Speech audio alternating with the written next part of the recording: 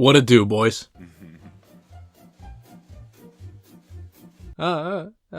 Isolation scoring, man. We all want to be that guy, and I guarantee the concepts in this video will make you a better 1v1 player. Is on the bench right now. Harden with the dance. Let's talk about it. Just gotta be a little bit more patient. In isolation, always think to yourself, can I get a step past my defender on my first step? If you feel like your defender is close enough to where you can explode out of your move and get a literal step past them, that's the distance where we're going to look to attack downhill. Durant off the cross, the fade, got it. If they're any further away than that, we're going to shoot. Chris Paul. 3-pointer. That rattles in. And shoot. They saying go away. I'll create You better step up, nigga. something myself. His three. Got another one. And keep shooting until our defender is forced to press up into the distance where we can blow past them. George was 7 to shoot for the Clippers. Drives in off the one. He goes to the house. Oh, nasty! It's not always easy pulling up in someone's mouth, so using things like a sidestep will get you more separation and a more comfortable shot. Remember to always step away from the defender's chest. Electric slide three. When you apply this method, you're going to find this sort of in-between zone, where you can't really step past your defender, and if you just straight up shot it, it'd be heavily contested. That in-between zone is where the sidestep potentially comes in. It's absolutely a shot worth working on if you want to be an isolation scorer. I mean, think about just how often ISOs end in a step back three. Of course, shoot or shoot, but you probably don't want to shoot a tough sidestep every time you're in that in-between zone. The jumper is silky smooth. When we feel like we can't step past, we can still look to drive, but it's important to close the distance between your defender before you explode out of your move. Away from Durant to create off the bounce, crossover, a scoop shot, and somehow goes in. Hey, what the heck just happened?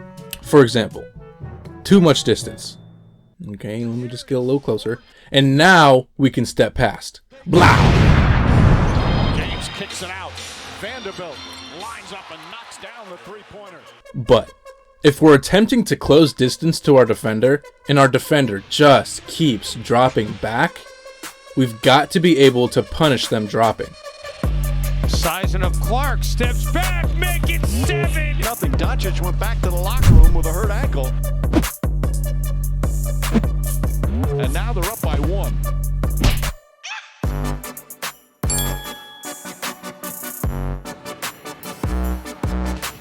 Doncic nails the three-pointer. He's a trailblazer, but he's tough playing like a warrior. You better step up, nigga. There you go. There you go. James Harden, step back three. This is something that you'll always see LeBron doing. He'll literally just walk towards his defender. Three for LeBron. Now we've got all the tools to make our defender respect our shot. If you keep hitting shots, your defender has to press you to where you can now step past them. Curry in his bag, got it. Whenever you can step past your defender, it's almost always best to attack the top foot when it's available. Closer. Check the clock. Monster step back. Why? Well, we're looking to step past our defender, and it's much easier to step past that closest foot.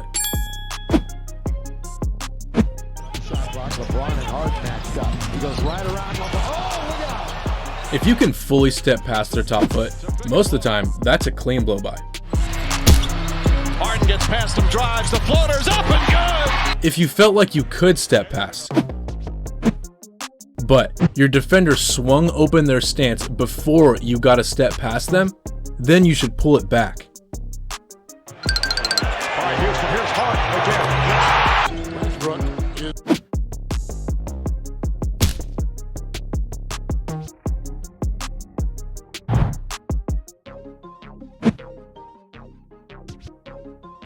the bench right now.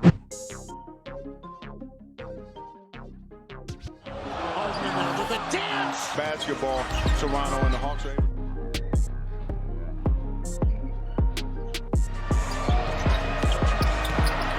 Trey with the left hand off the glass. Seeing as the top foot attack is so deadly, when you fake to that side, defenders will frequently shift laterally to cut off that option. Notice when they shift laterally, their back foot is now in the center of your frame. This means only half your defender's in front of you, and half of a defender can't stop you. In the paint, around it, up top to Booker. We call this a middle foot. Booker drives on Giannis, gets inside, scoop layup. Whenever you can't attack the top foot, we're going to look to create and then step past the middle foot.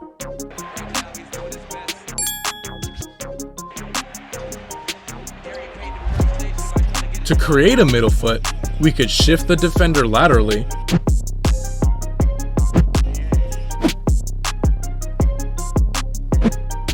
On the shot clock. Got by Williams and scored the bucket. or we can float outside our defender's frame to create a middle foot.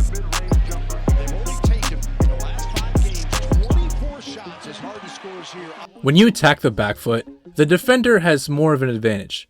So sometimes you're just not going to get by them without driving through some contact. And that's okay, because we know how to deal with that too. On the drive, step back, three-pointer, it's good! But we can get more of an advantage to allow us to cleanly drive past. Asked John Vaughn a great question about can the Nets defend the bigs. The first way to get more of an advantage on the back foot is to just catch your defender as they're still sliding from your fake to the top foot. Clock at 6. The league's second leading scorer with 29 a game. Harden takes it in a couple times. And again, I think this is a bad mismatch every time they're switched off. He's too quick for him. But if you're being forced to the back foot, an option here is to float. Out of 5 on the shot clock. Here's Harden on the drive. Collect to Capella. To seize the moment, and after a slow start, being in foul trouble, he's going to try and take things over. If you float outside your defender's frame and you feel like you can step past them, you're gone. It's unbelievable, that shot. Other times when you float, your defender's gonna slide with you. Again, if you feel like you can step past their back foot, you're gone. But sometimes they'll slide too far, and now you've got the top foot to attack again. Take his feet on the bench. Harden's taking valuable ticks off the clock. 5 seconds, down to 4, down to 3. Harden trying to step back, he does. So in conclusion, when we got the top foot, we attack it. When they slide or take away the top foot, we attack the middle foot. And Lord forbid they ever sack off us. Harden with a deep 3. Yes! And the foul! Now that you know how to deal with your primary defender in a 5v5 situation, all you've got to worry about is the second layer of defense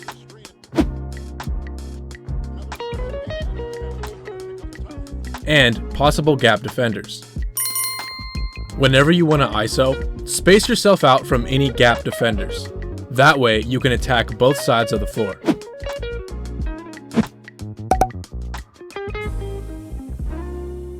Play out of a timeout. Mitchell will make the move with a crossover on Harden. And up, hard shot. Wow. Oh my goodness. What? And that's all I got for this video. This is a fantastic concept, but I hope you don't get stuck into an analytical way of thinking while you're playing. This stuff does help, but you should still play out of instinct. Even if you're doing the wrong stuff, as long as you're doing what you feel is right with 100% effort, you're bound to play well. I hope you enjoyed, man. Thank you for watching. Hey, please do not text to me. I'm trying to get it. Working to become the best of me. I'm doing my job. That includes whipping and keeping the recipes. I cannot stop. I gotta get it till legends are next to me. Till legends are next to me. Hey, please do not text to me. I'm trying to get it.